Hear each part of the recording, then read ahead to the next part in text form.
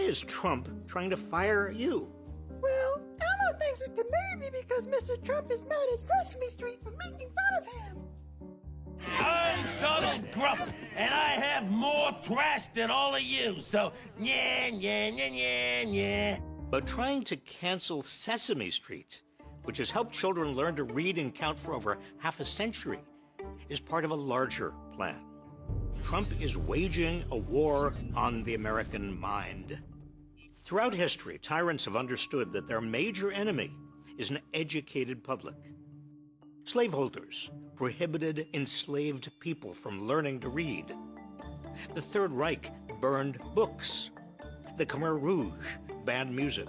Stalin and Pinochet censored the media. And Trump, like past authoritarians, wants to control not just what we do, but also how we think. He has embraced one of the mottos from George Orwell's 1984. Ignorance is strength. He knows that an uninformed public is easier to divide and conquer. I love the poorly educated. There are 5 facets to the authoritarian attack on our minds. Number 1, rewrite history. The protagonist of 1984 works in the so-called Ministry of Truth, where he's made to literally rewrite history because Big Brother knows that he who controls the past controls the future. That's chilling in a dystopian novel. It's even scarier in real life, where Trump and his MAGA cronies are making schools whitewash slavery and segregation, cover up the genocide of Native Americans, and erase the LGBTQ rights movement. Authoritarians know that if they can convince us our country has never been wrong, they can make us believe our ruler is always right.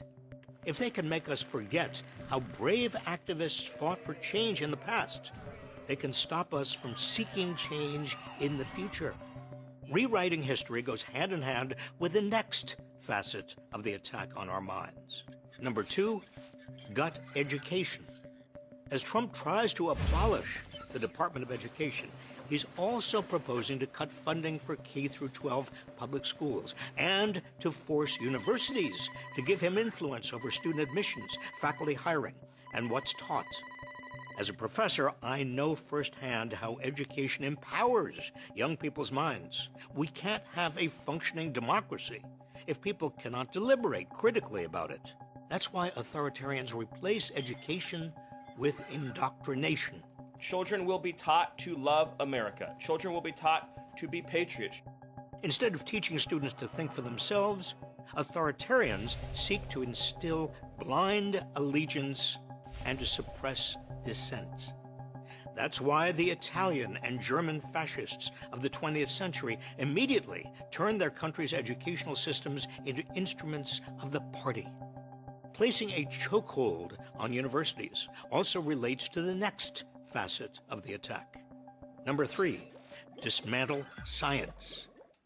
By freezing university research grants and attacking the National Institutes of Health, the National Science Foundation, and USAID, Trump is stifling medical and scientific research. And his cuts to the Centers for Disease Control and the Food and Drug Administration put all of us at risk. He's also abducting scientists who disagree with his administration. Can you imagine a crueler way to rob America of the global intellectual capital that has helped us become the world leader in scientific research? All of this moves us further from cures for cancer, Alzheimer's, and HIV. This could seem baffling if you don't recognize it as part of a larger strategy. We all get sick. So how can medical research and disease prevention be political? Because science acknowledges objective facts. Authoritarians insist that the ruler is more powerful than the facts. As Orwell wrote, it means a loyal willingness to say that black is white when party discipline demands this. Another way to attack facts? Number 4, suppress the media. As I call it, the fake news media.